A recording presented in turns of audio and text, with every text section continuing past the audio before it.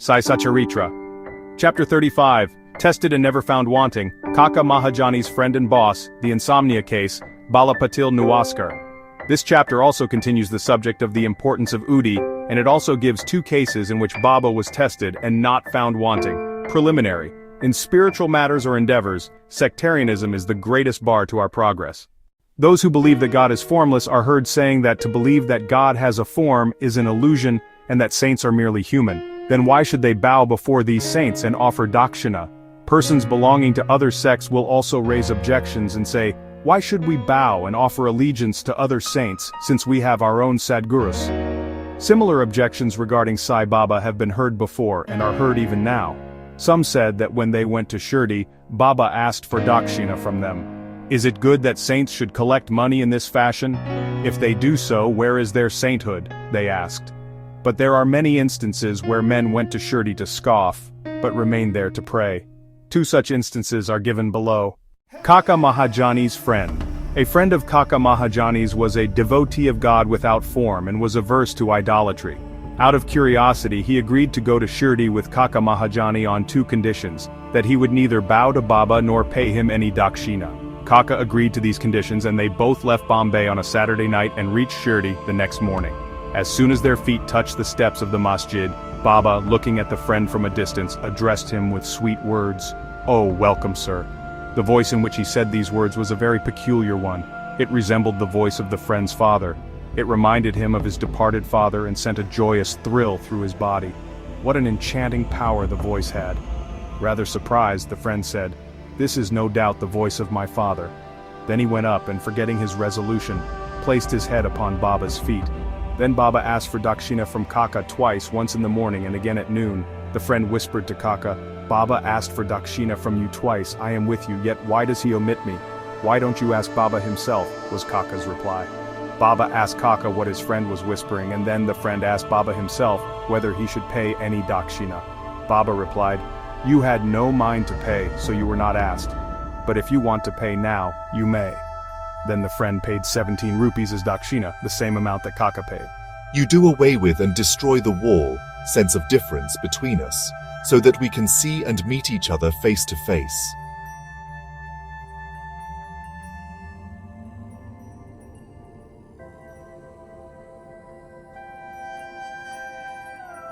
When he reached home and opened the doors and windows of his house, he found 2 sparrows had fallen dead on the floor and one flew out through a window. He thought that if he had left the windows open, 2 sparrows would have been saved, but thought about it again and realized that they had met their fate and that Baba had sent him back soon enough to save the 3rd sparrow. Kaka Mahajani's boss. Kaka was a manager in the firm Thakar Dharmasay Jethabai, a solicitor in Bombay. The boss and the manager were close. Mr. Thakar knew that Kaka often went to Shirdi, stayed there for a few days and returned when Baba permitted him to. Out of curiosity, and in order to test Baba, Mr. Thakar decided to go to Shirdi with Kaka during the Shimga holidays. As Kaka's return was uncertain, Thakar took another man with him as an associate. The 3 started together and Kaka bought 2 seers of raisins, dried grapes with seeds, on the way, for Baba. They reached Shirdi in due course, and went to the masjid to receive Baba's darshan. Baba Saheb Tarkad was there. To receive darshan to see miracles was not my intention. The earnest intentions of the bhaktas are satisfied here. Then, Kaka prostrated himself before Baba and offered the raisins to him. Baba ordered them to be distributed. Mr. Thakar got a few of them. He did not like raisins and he was advised by his doctor not to eat them without washing and cleaning them. So he was in a fix. He did not want to eat them, nor could he reject them. To keep up formalities, he put them into his mouth, but did not know what to do with the seeds. He could not spit them out onto the floor of the masjid, so he pocketed them against his wishes. He then thought that if Baba was a saint, how could he be ignorant of his dislike for the raisins, and why would he force them on him? When this thought arose in his mind, Baba again gave him some more raisins. He did not want to eat them, but held on to them. Then Baba asked him to eat them. He obeyed, and found, to his surprise, that they were all seedless. He wanted to see miracles, and here was one. He knew that Baba had read his thoughts and as per his wishes converted raisins with seeds into seedless ones. What wonderful power. What kind of grapes have you got? The variety with seeds. Then, to confirm his growing faith, Thakar thought that if Baba was a real saint, The raisins should now be given to Kaka first. Distribute the raisins starting from Kaka. How could he be Kaka's boss? Kaka has got a different boss altogether. Kaka appreciated this reply. Forgetting his resolve, Thakkar bowed before Baba and returned to the Wada. After the noon arati was over, they all went to the masjid to take Baba's leave for their departure.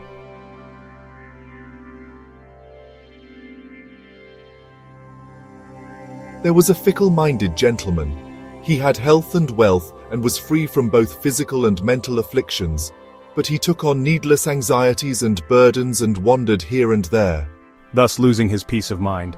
Sometimes he dropped these burdens and at other times carried them again. His mind knew no steadiness. Please keep your faith in any one place, point you like. Why roam like this? Stick quietly to one place. Thakkar at once recognized that this was an exact description of him. He wished that Kaka would also return with him, but no one expected that Kaka would be allowed to leave Shirdi so soon. Baba read this thought too, and permitted Kaka to return with his boss. Thus Thakkar got more proof of Baba's omniscience. Then Baba asked Kaka for 15 rupees as Dakshina and received it. Baba then said to Kaka, "If I take 1 rupee as Dakshina from anybody, I have to return it tenfold to him. I never take anything gratis. I never ask anyone indiscriminately. I only ask and take from him whom the fakir, God, points out. If anyone is indebted formally to the fakir, money is received from him." The donor gives and sows his seeds only to reap a rich harvest in the future. Wealth should be the means to work out Dharma. If it is used for personal enjoyment, it is wasted. Unless you have given it before, you do not get it now. So the best way to receive is to give. The giving of Dakshina advances Vairagya, non-attachment, and thereby Bhakti and Jnana. Give one and receive tenfold. On hearing these words, Mr. Thakkar gave Baba 15 rupees as Dakshina, forgetting his resolve not to do so. He felt he had done well in coming to Shirdi, as all his doubts were solved and had learned so much. Baba's skill in handling such cases was unique. Though he did all these things, he was totally detached from them. Whether anybody bowed to him or not, or whether anybody gave him Dakshina or not, it was the same to him. He never disrespected anyone. He felt no pleasure because he was worshipped and no pain because he was disregarded. He transcended the pairs of opposites, pleasure and pain. The insomnia case. A gentleman from Bandra had been suffering from insomnia for a long time. As soon as he fell asleep, his departed father appeared to him in his dreams and abused and scolded him severely. This broke his sleep and made him restless the whole night. This happened every night and the man did not know what to do.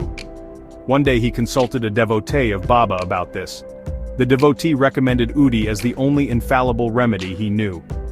He gave him some Udi and asked him to apply a little of it to his forehead before going to bed and to keep a packet of Udi under his pillow.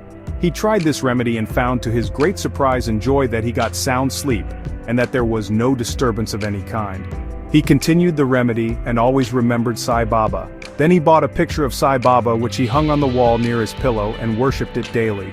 On Thursdays he offered a garland and naivedya. Then he got on well and forgot about all his troubles in the past.